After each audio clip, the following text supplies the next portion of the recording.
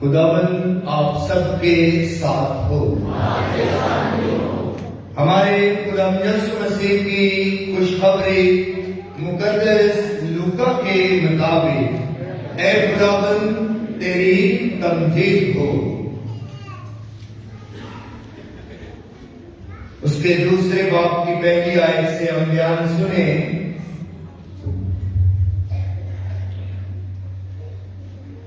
ان دنوں میں یوں ہوا کہ اگسطس کیسر کی طرف سے فرمان نکلا کہ ساری آبادی کے لوگوں کے نام لکھے جائیں۔ یہ پہلی اسم نویسی ہوئی جب کیرنس سوریا کا حاکم تھا۔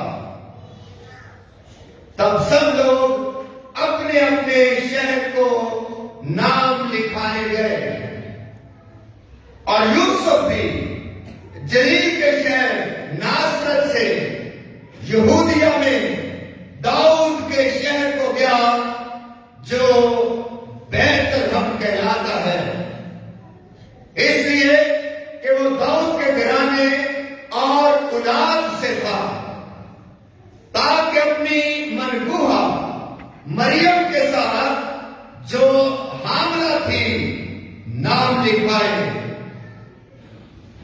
اور جب وہ وہاں تھے تو اس کے وضع حمل کا وقت آ پہنچا، اور اس کا پہلوٹا بیٹا پیدا ہوا، اور اس نے اسے کپڑے میں لپیٹ کر چرنی میں رکھا، کیونکہ ان کے لیے سرائے میں جگہ نہ تھی۔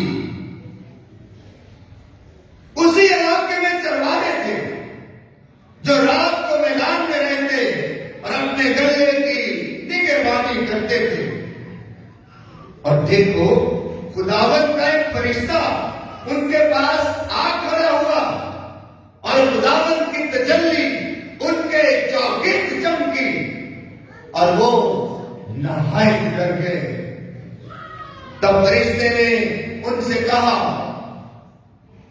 ڈرو مت، کیونکہ دیکھو میں تمہیں بڑی خوشی کی بشارت دیتا ہوں جو ساری امت کے لیے ہوگی، کہ آج داؤد کے شہر میں تمہارے لیے ایک منجی پیدا ہوا ہے، وہ مسیح خداوند ہے، اور اس کا نشان تمہارے لیے یہ ہوگا کہ تم ایک ننھے بچے کو کپڑے میں لپٹا اور چرنی میں پڑا ہوا پاؤ گے۔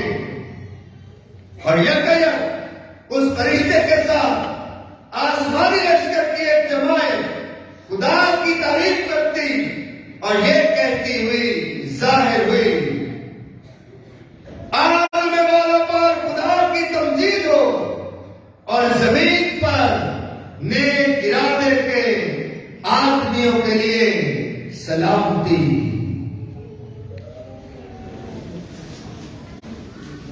راتاں دنیا تے لکھ آئیاں، راتاں دنیا تے لکھ آئیاں، اج دی رات نرالی ہے، اج دی رات میرا شاپی جمیا تائیوں کرما والی ہے۔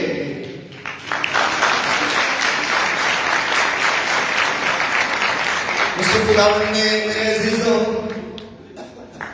آج پوری دنیا بہت خوش ہے، شادمان ہے، پوری دنیا کو دلہن کی طرح سجا دیا گیا ہے، کیونکہ دنیا کا دلہا ہمارا خداوند یسوع مسیح اپنی امت کا دلہا آج تشریف لا چکا ہے۔ آئے زوردار تالیاں بجا کر اس کا استقبال کرے۔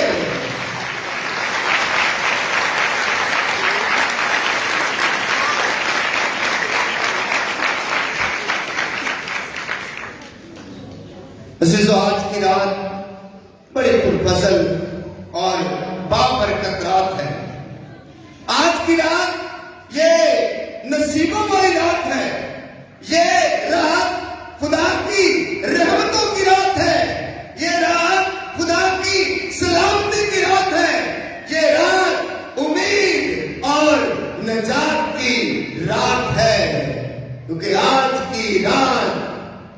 ہماری نجات کا فیصلہ کیا گیا کہ اب سے خدا انسانوں کے درمیان قیام کرے گا.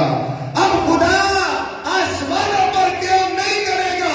ہاں، خدا آسمان کی بلندیوں پر اور عالم بالا پر ضرور قیام کرتا ہے، لیکن آج کی رات خدا نے یہ عظیم فیصلہ کیا کہ اب وہ انسانوں کے درمیان بھی آ کر ان سے روبرو کلام کرے گا. عبرانیوں کے نام خط میں بیان ہے کہ اگلے زمانوں میں، پہلے وقتوں میں خدا نے نبیوں کی بات پر طرح و طرح کلام کیا، لیکن آج اس زمانے میں خدا نے اپنے اکلوتے بیٹے کی بات پر کلام کیا جو مقدسہ مریم کنواری سے پیدا ہوا. عزیزو، آج ہم بہت خوش ہیں، شادمان ہیں. ہماری خوشی کی انتہا نہیں ہے اور ہم خدا کا شکر ادا کرتے ہیں خدا کی عظیم محبت کے لیے، اس کے بہت زیادہ پیار کے لیے. عزیزو، اچھے لوگوں کو تو ہر کوئی پیار کرتا ہے. ہمارے گناہوں کے باوجود بھی، ہماری خطاؤں کے باوجود بھی، ہماری غلطیوں کے باوجود بھی، ہماری کمزوریوں کے باوجود بھی خدا فیصلہ کر لیتا ہے کہ وہ آج سے ان کمزور اور خطا کار انسانوں کے درمیان قیام کرے گا اور انہیں نجات دے گا اور انہیں بچا لے گا. تم اس کا نام یسوع رکھنا. یسوع کا مطلب ہے بچانے والا. تم اس کا نام یسوع رکھنا، جس کا مطلب ہے بچانے والا. در حقیقت میں وہ ہمیں بچانے آیا، وہ ہمیں نجات دینے آیا اور ہم نے اس کی نجات کو قبول کیا ہے. ہم نے اسے قبول کیا ہے اور ہم اس پر ایمان لائے ہیں اور اس بات کا اقرار کرتے ہیں کہ وہی ہمارا نجات دہندہ ہے. عزیزو، آج آپ نے تلاوت سنی کہ شاعر نے کی مان پر آپ نے غور کیا کہ ایک جملہ استعمال کیا گیا کہ زمین کا بیاہ ہوا. زمین کا کیا ہوا؟ بیاہ ہوا. زمین بیاہی گئی. اور بیاہ ہونے کا مطلب کیا ہے؟ بیاہ پر کیا شادمانی ہوتی ہے؟ جب شادی ہوتی ہے، بیاہ ہوتا ہے اور اس کی جو شادمانی ہے، اس کی خوشی ہے. آج ایسے ہی ہے جیسے آسمانوں سے دلہا اترا اور زمین کا بیاہ ہوا اور اس نے زمین والوں کو اپنا لیا. عزیزو، آج کی رات خدا کی شکر گزاری کی رات ہے. خدا بڑا مہربان ہے، وہ بہت پیار کرنے والا ہے اور وہ ہمیشہ ہمیں بچانے کے لیے اور ہمیں نجات دینے کے لیے ہمیشہ خدا نے کوئی نہ کوئی راستہ، کوئی نہ کوئی جو ہے طریقہ ضرور نکالا. کلام مقدس اس بات کی گواہی ہے. پرانا نامہ مختلف نشانوں اور علامتوں سے بھرا پڑا ہے کہ خدا انسان کی نجات کے لیے اور انسان کو بچانے کے لیے کوئی نہ کوئی راستہ، کوئی نہ کوئی طریقہ ڈھونڈ ہی لیتا ہے، پا ہی لیتا ہے، اپنا ہی لیتا ہے. عزیزو، آج آپ نے جو انجیل مقدس سنی، جب خدا کے فرشتے گدریوں پر اترے اور فرشتے نے گدریوں پر اترتے ہی کیا کہا؟ کوئی بتا سکتا ہے کہ پہلا جملہ یا پہلا لفظ خدا کا یسوع المسیح کی ولادت کے موقع پر فرشتے کی زبان سے کیا نکلا؟ کہ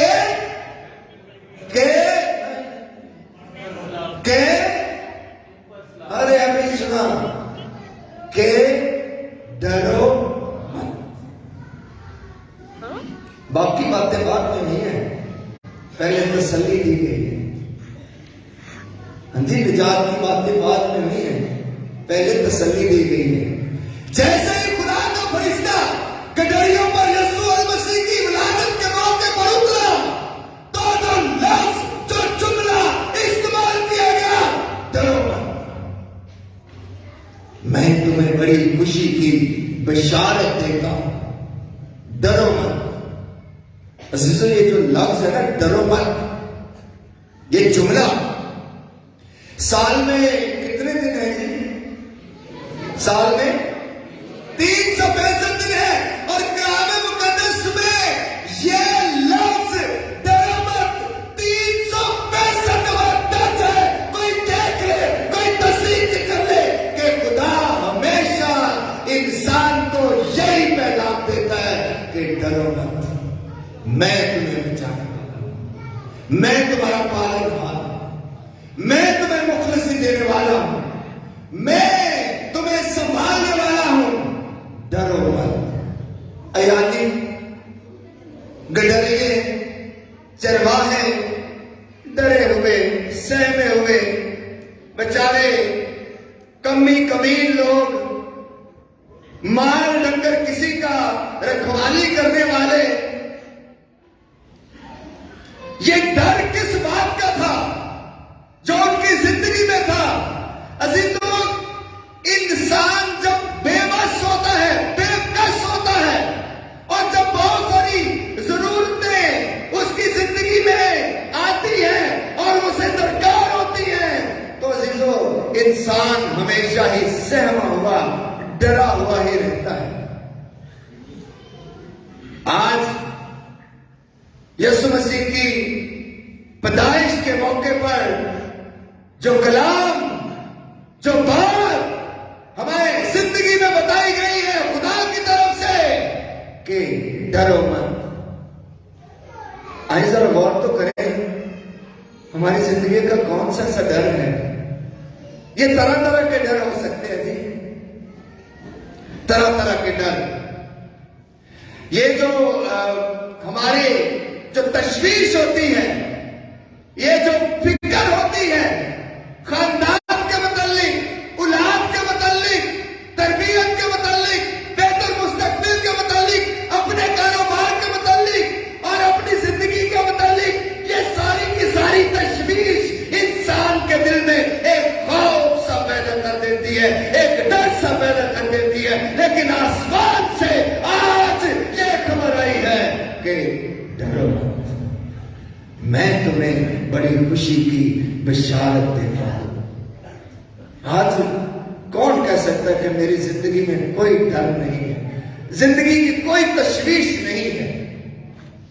یہاں اتنے بڑے آج ہجوم میں کوئی بھی ایسا نہیں ہے کہ جس کی زندگی کی کوئی تشویش، کوئی خدشہ، کوئی ڈر، کوئی خوف، چاہے وہ مستقبل کا ہے، چاہے وہ خاندان کا ہے، چاہے وہ بچوں کی تربیت کا ہے، چاہے وہ اپنے کاروبار کا ہے، کام کاج کا ہے. عزیزوں، ہمارے انسان آج کے دور میں طرح طرح کے وسوسوں اور ڈر اور خوف کی کیفیت میں مبتلا ہے. لیکن یسوع المسیح کی ولادت کے موقع پر آپ سب کو یہ پیغام دیا گیا ہے، ڈرو مت، میں تمہیں بڑی خوشی کی بشارت دیتا ہوں، خوشی کی بشارت دیتا ہوں. جی جی، یہ دونوں متضاد الفاظ ہیں، ڈر اور خوف اور خوشی دونوں متضاد اپوزٹ الفاظ ہیں. لیکن خدا ہمیشہ انسان کو خوشی عطا کرتا ہے، اور اس سے بڑی خوشی کیا ہو سکتی ہے کہ خدا انسان ہی کا روپ لے کر انسان کے درمیان آ اترے، اور اس کی ہستی میں اور اس کے جسم میں آ اترے، اور اس کی شکل میں آ اترے، اور کلمہ مجسم ہوا اور ہمارے درمیان آیا. عزیزوں، آج ہم نے بیت لحم کا ذکر سنا. بیت لحم کا ذکر بہت سارے گیتوں میں ہوتا ہے. بیت لحم شہر نور نور ہو گیا. بیت لحم کتنے ہی گیت ہیں جو اس شہر کے بارے میں لکھے گئے. بیت الحم، یہ خداوند یسوع مسیح، مقدسہ مریم اور حضرت یوسف کے آباء و اجداد کا شہر، ان کے پرکھوں کا شہر ہے، ان کے بزرگوں کا شہر ہے. اور یہ یسی کا شہر ہے، یہ داؤد بادشاہ کا شہر ہے، یہ سلیمان بادشاہ کا شہر ہے. بیت الحم، بیت الحم کا مطلب ہے روٹی کا گھر. بیت کا مطلب ہوتا ہے گھر، لحم کا مطلب ہوتا ہے روٹی. اور بیت الحم کو یہ نام کیوں دیا گیا، روٹی کا گھر کیوں دیا گیا؟ کیونکہ بیت الحم کے ارد گرد بہت زیادہ چراگاہیں ہیں، بہت زیادہ کھیت ہیں، بہت اناج اگتا ہے، بہت فصلیں اگتی ہیں. اور اناج سے کیا پیدا ہوتی ہے؟ روٹی، روٹی ملتی ہے. اس لیے بیت الحم کو روٹی کا شہر، روٹی کا گھر کہا گیا، روٹی کا گھر کہا گیا. اور ذرا غور کریں، یسوع نے ایک دفعہ کہا انجیل مقدس میں، یوحنا کی انجیل میں، زندگی کی روٹی میں، زندگی کی روٹی میں. بیت الحم میں خداوند یسوع مسیح زندگی کی روٹی بن کر اترا، پہلی دفعہ چرنی میں اترا، اور پھر جوان ہو کر جب چلا روٹی کا گھر. عزیزو، بیت الحم بہت خوبصورت شہر ہے. چند دن پہلے میں یوٹیوب پر ویڈیوز دیکھ رہا تھا سارے مقامات کی، یسوع کی پیدائش کا گرجا، اور جہاں پر چرواہوں کو یہ خوشخبری سنائی گئی، اسے چرواہوں کا گرجا کہا جاتا ہے. یہ یسوع کی پیدائش کے گرجے سے تھوڑا سا باہر، کیونکہ چرواہے میدان میں تھے، یہ تھوڑا سا باہر گرجا ہے. اور پھر جو ہے جہاں یسوع مسیح پیدا ہوا، وہاں پر ایک چرنی چوک ہے، اور وہاں پر ہمیشہ کرسمس کے گیت گائے جاتے ہیں، کرسمس کا ماحول رہتا ہے. بیت الحم میں چونکہ یسوع مسیح پیدا ہوا تو وہاں ہمیشہ ہی کرسمس کا ماحول رہتا ہے، کرسمس کے گیت گائے جاتے ہیں اور خدا کا شکر ادا کیا جاتا ہے. عزیزوں، آج انجیل مقدس میں ہم نے یہ بھی سنا کہ جب خدا کا فرشتہ گڈریوں پر ظاہر ہوا اور اس نے کہا، ڈرو مت، میں تمہیں بڑی خوشی کی بشارت دیتا ہوں کہ آج تمہارے لیے داؤد کے شہر میں ایک منجی پیدا ہوا ہے، وہ مسیح خداوند ہے، اور تم ایک ننھے بچے کو کپڑے میں لپٹا اور چرنی میں پڑا ہوا پاؤ گے. آگے بات کیا ہوتی ہے؟ اور یکایک لکھا ہے کہ یکایک ایک دم ایک آسمان سے فرشتوں کا گول ہزاروں لاکھوں سینکڑوں کی تعداد میں خدا کی تمجید کرتا اور حمد کرتا ہوا آن اترا. اور وہ گیت کیا گاتے تھے کہ عالم بالا پر خداوند کی تمجید ہو، عالم بالا پر خدا کی تمجید ہو، اور زمین پر نیک ارادے کے لوگوں کے لیے سلامتی. آئے ذرا یہ گیت تو گائیں. گیت سے مراد یہ ہے کہ اس جملے کا مزہ لیں، اس آیت کا مزہ لیں. خدا کا کلام خوراک ہے، یہ روٹی ہے. آئے اس کا ذرا مزہ لیں. یہ بڑی زبردست، یہ روحانی غذا ہے، اس کے اندر لطف ہے، اس کے اندر جو ہے امید ہے اور خدا کی طاقت اور قدرت ہے. گیت کے دو پہلو ہیں، دو حصے ہیں. پہلا حصہ ہے عالم بالا پر خدا کی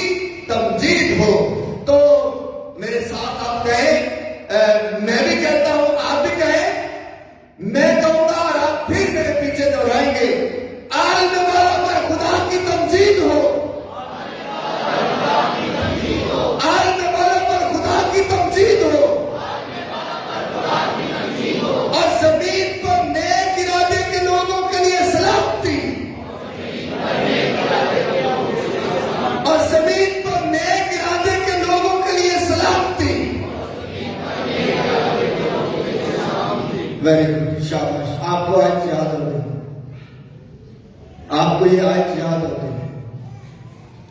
اس آیت کے دو پہلو ہیں، دو نکات ہیں، ذرا غور کیجئے گا. اس آیت کے دو نکات ہیں. پہلا حصہ جو آپ نے کہا کہ عالم بالا پر خدا کی تمجید ہو، یہ حصہ عبادتی ہے، یہ حصہ تمجید کا ہے، یہ حصہ خدا کا شکر ادا کرنا ہے، یہ حصہ خدا کو پکارنا ہے، یہ حصہ خدا کے آگے جھکنا ہے.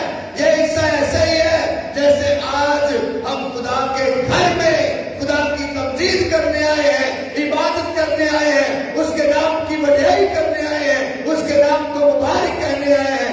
پہلا حصہ جو آپ نے کہا یہ سارا کا سارا عبادتی ہے، عالم بالا پر خدا کی تمجید ہو. دوسرا حصہ یہ انسانی ہے، انسانی اخلاق سے جڑا ہوا ہے، انسانیت سے جڑا ہوا ہے، انسانی قدروں سے جڑا ہوا ہے، انسانی رشتوں سے جڑا ہوا ہے، اور انسان کی اہمیت سے جڑا ہوا ہے. پہلا حصہ عبادتی ہے، دوسرا حصہ انسانیت کے اخلاق سے اور انسانی قدروں سے جڑا ہوا ہے کہ زمین پر نیک ارادے کے لوگوں کے لیے سلامتی. اچھا، ابھی پہلا حصہ جو ہے نا، عالم بالا پر خدا کی تمجید، یہ کرنا آسان ہے، بڑا آسان ہے. آج گلی گلی محلے محلے پاسٹر حضرات آپ کو یہ تمجید کرتے ہوئے چھوٹے چھوٹے چرچ بنتے، آپ کی گلی میں 4 5 گرجا گھر بنے نظر آتے ہیں. آپ فون اٹھاتے ہیں، آن لائن باتیں، عالم بالا پر خدا کی تمجید. یہ پہلا حصہ ہے، یہ کرنا بڑا ہی آسان ہے جی. آپ سب بھی کرتے ہیں، ہم اتوار کرتے ہیں، ابھی بھی کر رہے ہیں. یہ جو پہلا حصہ ہے عالم بالا پر خدا کی تمجید، جو عبادتی حصہ ہے، اسے ادا کرنا بڑا آسان ہے، مشکل ہے دوسرا حصہ. پھر گیت مکمل ہوتا ہے، یسوع کی ولادت کا گیت جو آسمان کے فرشتوں نے گایا، جو نوری لوگوں نے گایا، خاکی لوگوں نے نہیں گایا.